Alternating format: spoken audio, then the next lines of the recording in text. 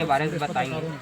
आज दिनांक को जो है पहली बार डिजिटल मीडिया के योद्धाओं के द्वारा जो है परिचय सम्मेलन रखा गया था, जो कि भरनी परसदा आवासपारा में बिलासपुर छत्तीसगढ़ की न्यायधानी कहे जाने वाले वहाँ पर जो है रखा हुआ था।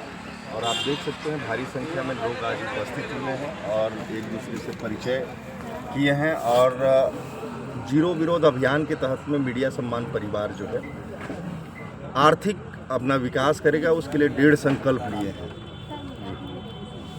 कितना फ़ायदा पहुंचेगा पत्रकारों को इससे? देखिए, ये तो आने वाला वक्त बताएगा कि सरकार जो है हमारी मांग को पूरा करती है या नहीं।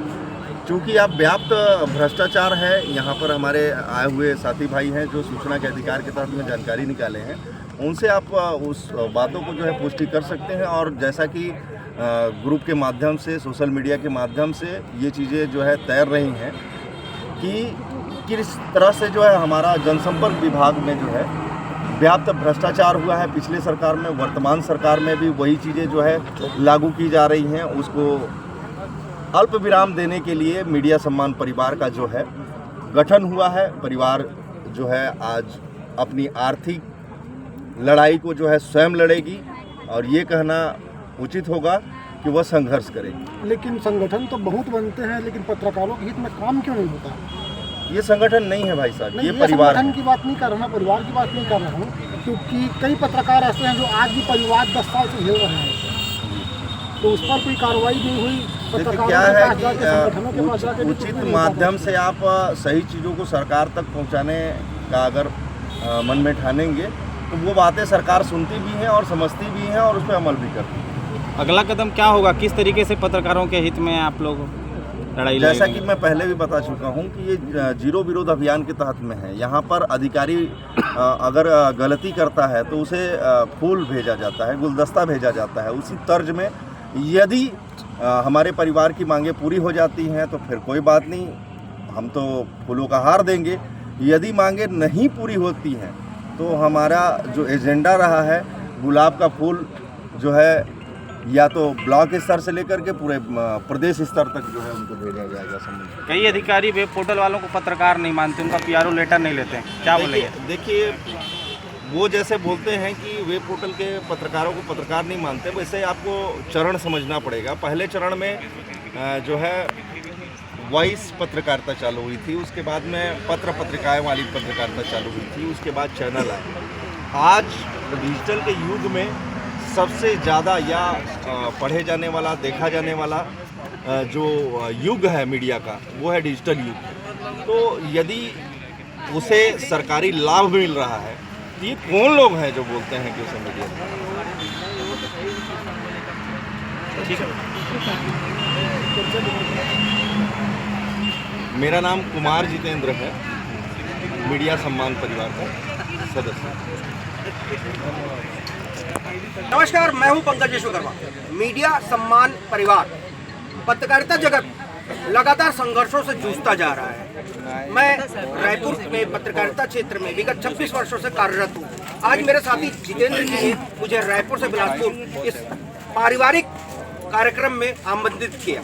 मैं सबसे पहले तो हृदय से इनका धन्यवाद करता हूँ। जितेंद्र जी लगातार पत्रकारिता क्षेत्र में काम कर रहे हैं। विगत कई वर्षों से वो हम पत्रकार साथियों की आवाज़ भी उठा रहे हैं। मैं जितेंद्र जी से एक छोटी सी परिचर्चा के रूप में पत्रकारों के संघर्ष को आप लोगों के सामने प्रस्तुत करना चाहता हूँ। जितेंद्र जी, सबसे पहली बात तो ये है कि आपको साधुवाद।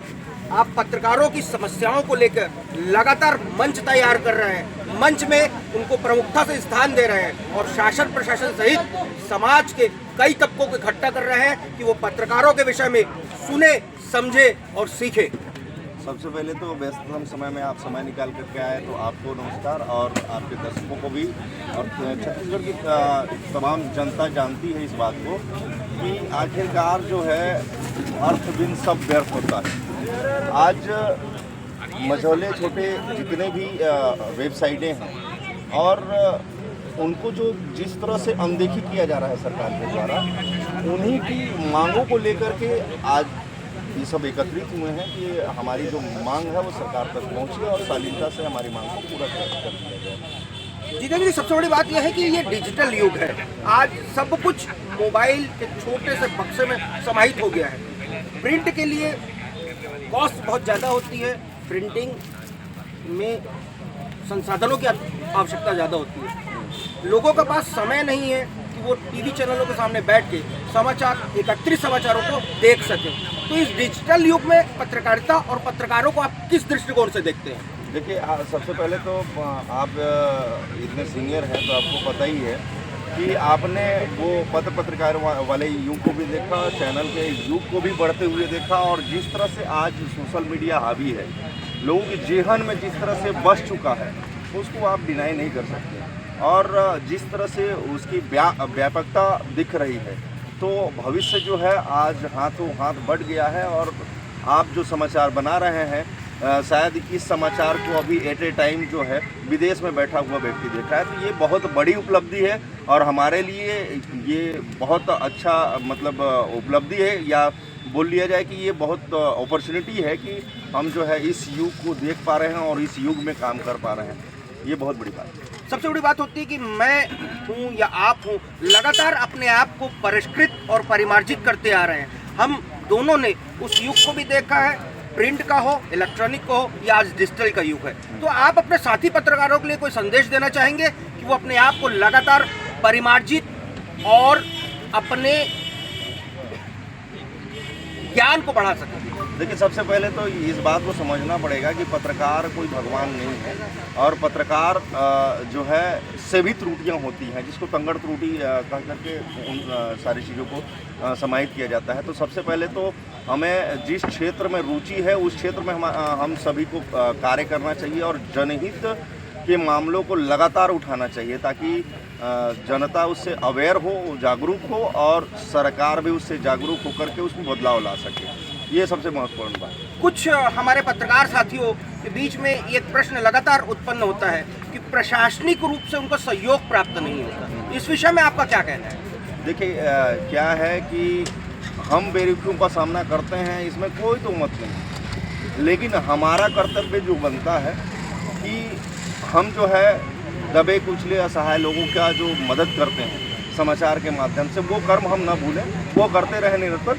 आप जिस तरह से कार्य कर रहे हैं वो जनता जान रही है, और आपके कार्यों का लेखा जोखा भी जनता जानती है। एक छोटा सा संदेश, देखिए हम सभी व्यस्त हैं, समाचारों का संकलन लगातार करते रहते हैं, इस बीच में हमने अपने लिए थोड़ा सा समय निकाला है, अपने कनिष्ठ साथियों से, अपने साथियों के लिए एक छोटा सा संदेश जो उनको प्रोत्साहित कर सके, मनोबल को बढ़ा सके, उनके समाचार संकलन। देखिए, क्या है कि समाचार संकलन इतना तीव्र गति से हो गया है कि कहीं से भी, मैं जिसका उदाहरण जो है मैं बता चुका था कि अभी जो ये लाइव चल रहा है वो न जाने कहाँ कहाँ आप देख पा रहे हैं, और संकलन तो बिना सत्यता का कोई खबर चलाइए ही नहीं।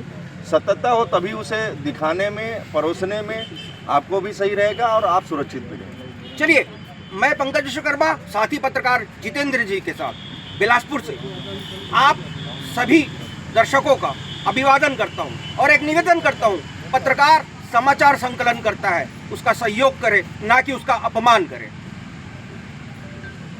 इसी में आप लोगों के माध्यम से, यहाँ पे सारे मीडिया भाई हैं, इनके तरफ से एक प्रथम और आखिरी सवाल है कि यहाँ पे ये जो आप दोनों के सामने जो भीड़ दिख रही है, यहाँ पे जो लोग आए हैं वो क्यों आए थे, और यहाँ से जब ये अभी जा रहे हैं तो यहाँ से ये क्या लेके जा रहे हैं? संक्षिप्त में आप दोनों से उत्तर चाहूँगा।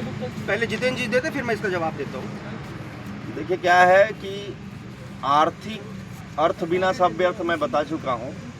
ये अपने अर्थ को जो है मजबूत करने के लिए आए थे, और यहाँ पर जो है डिजिटल रूप से जो है जिस तरह से लोगों ने आया और डिजिटल के माध्यम से ये अपने आप को निखारने का प्रयास कर रहे हैं और जनता में एक अच्छा संदेश दे रहे हैं। और सीधी सी बात ये है, इससे जो है इनका भी भला होगा और समाज का भी भला होगा और सबका भला होगा। सबसे महत्वपूर्ण चीज़ ये होती है कि पत्रकार भी व्यक्ति होता है, उसका परिवार होता है, वो भी समाज का एक अंग होता है। अगर पत्रकार संगठित होता है तो शासन और प्रशासन इससे भयभीत क्यों होता है? आज हम परिवार के बीच में अपनी अपनी समस्याओं को, अपने अपने अनुभवों को रखने आए थे, एक दूसरे के विचारों से परिचित होने के लिए आए थे। यही हमारे इस कार्यक्रम का मुख्य उद्देश्य था। धन्यवाद। शामिल हो गए।